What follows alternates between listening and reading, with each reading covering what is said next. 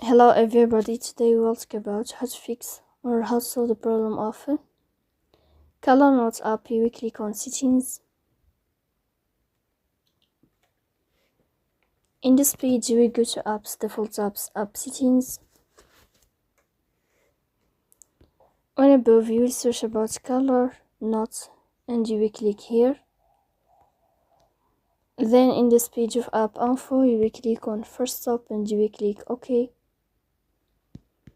Here you will enter to the window of storage. Then we click on clear cache. But pay attention, don't click clear data because that can delete your account or can cause you errors on your app.